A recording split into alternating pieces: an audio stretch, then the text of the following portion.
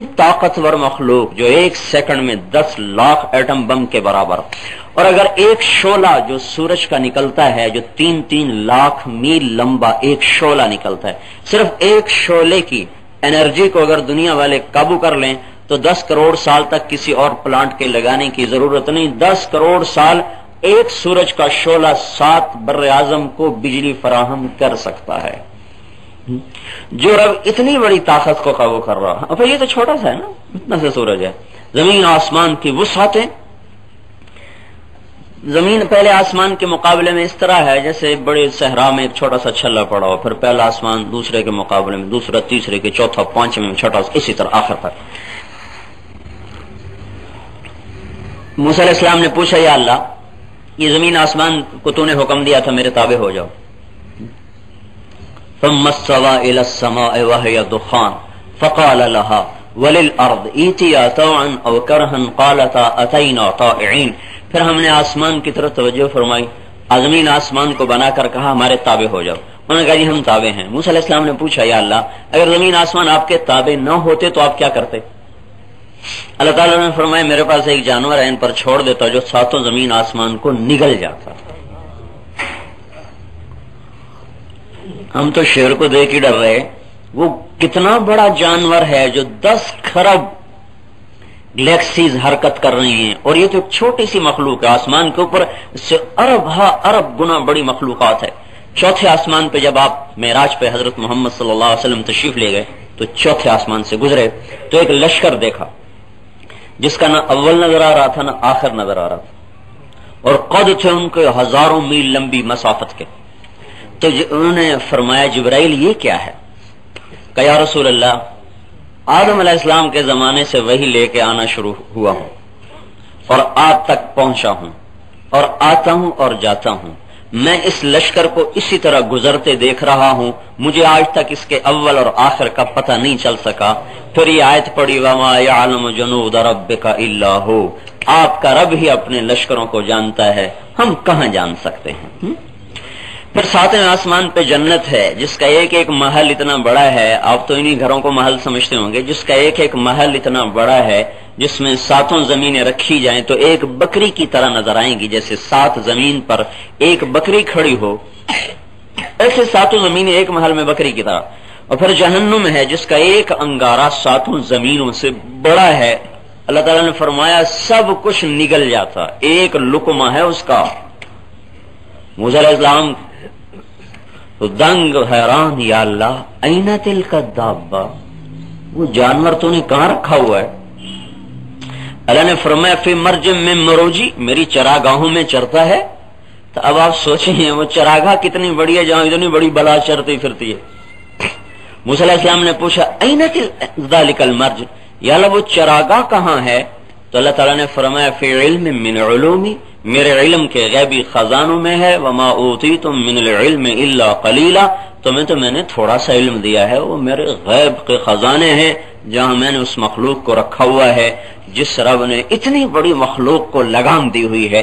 پھر ایک فرشتہ ایسا ہے صدلقن اس کا نام ہے، صاد دال لام قاف نون، صدلقن، 7 سمندر کا پانی اس کے انگوٹھے کے ناخن پر رکھا جائے، ناخن پر رکھا جائے تو ایک قطرہ اللہ کی قسم نیچے نہیں گرے گا۔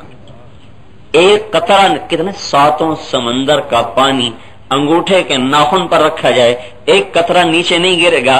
جو رب اتنے بڑے فرشتے کو لگام دے کے کھڑا ہوا ہے، یہ 4.5 فٹ کی عورت کو اور یہ 6 فٹ کے مرد کو لگام نہیں دے سکتا۔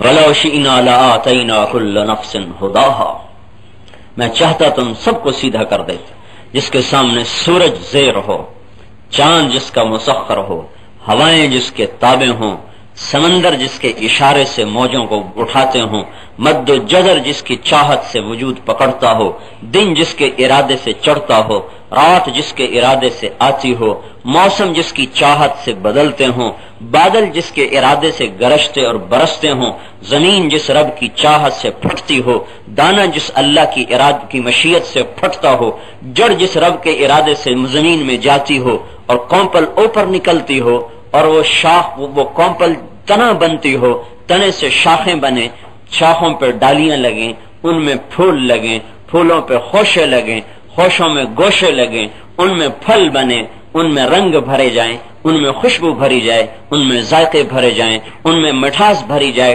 کسی میں کڑواہٹ بھری جائے، کسی میں کسلاہٹ بھری جائے، جو رب اتنی کائنات پر حاکم ہو، یہ چھوٹے سے انسان کو نہیں سیدھا چلا سکتا۔ ہوا چلے تو پوچھے یا اللہ کتنی چلوں، سورج ڈوبے تو پوچھے یا اللہ نکلوں کہ نہ نکلوں، رات آئے تو پوچھے یا اللہ ڈھلوں کہ نہ ڈھلوں، دن آئے تو پوچھے یا اللہ غروب ہوں کہ نہ ہوں، موسم آئے تو پوچھے یا اللہ بدلوں کہ نہ بدلوں، زمین چلے تو پوچھے یا اللہ کھڑی ہو جاؤں یا چلتی رہوں، فرشتے جس کے سامنے دم نہ مار سکیں، آنت الوجوہ سر جس کے سامنے جھک جائیں، خشعت الاصوات آوازیں جس کے سامنے پست ہو جائیں، ساتوں زمین آسمان جس کے سامنے لرز رہے ہوں، تھرا رہے ہوں، کائنات کا ذرہ ذرہ جس کے سامنے سر جھکائے کھڑا ہوا ہو، چپا چپا جس کی تسبیح پڑھ رہا ہو، یہ اینٹ ایک ایک اینٹ میرے اللہ کی قسم اللہ کی تعریف میں لگی ہوئی ہے۔ ہم ان کے اندر بیٹھ کے نافرمانیاں کرتے ہیں، پر یہ اینٹیں اللہ کی فرما بردار ہیں، کس کا ایک ایک ذرہ سبحان اللہ کہتا ہے، الحمدللہ کہتا ہے۔ جو رب اس کائنات کا اتنا بادشاہ ہو، الملک القدوس السلام المؤمن المهيمن العزيز الجبار المتكبر الخالق البارئ المصبر الغفار القهار الوهاب الرزاق الفتاح العليم القابض الباسط الخافض الرافع المعز المذل السميع البصير الحكم العدل اللطيف الخبير العلي العظيم الكبير المتعال الواجد الماجد الواحد الأحد الصمد القادر المقتدر المنتقم المقدم المؤخر الأول الآخر الظاهر الباطن وهو بكل شيء عليم۔ اتنی بڑی ذات سے، اتنی بڑی ذات جو اتنی طاقت خزانوں کا مالک ہمیں بھی سیدھا چلا دے، ساری عورتیں تہجد گزار ہو جائیں، کوئی عورت بے پردہ نہ ہو، کوئی مرد آوارہ نہ ہو، اللہ کو مشکل ہے؟ اللہ نے کسی کو امتحان میں نہیں ڈالا، سب کی چھٹی ہے، سورج ایک دن ٹوٹے گا پھر کبھی نہ بنے گا، یہ چاند ایک دن ٹوٹے گا پھر کبھی نہ بنے گا، یہ ستارے جھڑیں گے پھر کبھی نہ اٹھیں گے، یہ دن رات کا نظام معطل ہوگا پھر کبھی بحال نہ ہوگا، یہ کائنات ایک دن زیر و زبر ہوگی پھر کبھی دوبارہ اس کی مخلوق کو وجود نہ ملے گا۔ پر یہ قسمت کا مارا انسان، یہ جو مرد کی شکل میں ہے، جو عورت کی شکل میں ہے، یہ پھنس گیا ہے۔ ایک آدمی مجھ سے کہنے لگا پیدا ہی کیوں کیا تھا ہمیں جو اتنے لمبے چوڑے حالات بنائے؟ میں نے کہا یہ سوال اب خارج ہو چکا ہے بحث سے، اب اگلا سوال پیدا ہو رہا ہے کہ اب اس امتحان میں پاس کیسے ہوں؟ ایک آدمی کنویں میں گر گیا، اب وہ شور مچانا شروع کر دے، میں گرا کیوں، میں گرا کیوں، میں گرا کیوں، اس طرح بھی کبھی نکلے گا؟ وہ تو زندگی بھر اس سے نہیں نکل سکتا۔ یہ سوال ختم ہو گیا کہ میں گرا کیوں، اب یہ سوال ہے کہ میں نکلوں کیسے؟ میرے بھائیوں بہنوں، ہم پھنس گئے، آ گئے، انسان بن گئے، آزاد نہیں ہے میرے رب کی قسم۔ ہم تو سوتے ہیں، نگہبانی کرنے والا کوئی نہیں سو رہا، ہم غافل ہوتے ہیں، وہ غافل کوئی نہیں ہے۔ وَلَا تَحْسَبَنَّ اللَّهَ غَافِلًا عَمَّا يَعْمَلُ الظَّالِمُونَ، میرے نافرمانوں کو بتا دو کہ تم تو غافل ہو جاتے ہو، میں غافل تم سے نہیں ہوں، دیکھ رہا ہوں۔ چھپو کہاں چھپو گے؟ دروازے بند کر دو، چٹخنیاں لگا دو، پردے گرا دو، لائٹیں بجھا دو، اب کوئی نہیں دیکھ رہا۔ نہیں، ایک ذات ہے جو سات زمین کی تاریکی میں بھی دیکھ رہی ہے۔ تو زمین کے اوپر بند کمرے میں منہ کالا کرنے لگا ہے، وہ سات زمین کے اندر کے کیڑے کی حرکت کو دیکھتا ہے، اس کے قدموں کی آہٹ کو سنتا ہے، اس کے دل کی دھڑکن کو ناپتا ہے، اور اس کی بھی ضرورت کو زیر زمین پہنچاتا ہے۔ غافل سے نہیں واسطہ، عاجز سے نہیں واسطہ کہ وہ کچھ کر نہ سکے ہمارا۔ ہاں، وما ہم بمعجزین، تم میں طاقت ہے تو مجھے عاجز کر کے دکھا دو، پھر آ جاؤ میرے مقابلے میں، لڑ پڑو مجھ سے، مجھے عاجز کر کے دکھاؤ۔ اچھا مجھے دھوکہ دے کے دکھاؤ کہ کسی کی فائل دوسرے میں لگا دو کہ میں نے تو کیا ہی نہیں۔ لا یضل ربی ولا ینسا، تیرا رب بھولتا نہیں، تیرا رب غلط فیصلے نہیں کرتا۔ لا تاخذہ سنہ،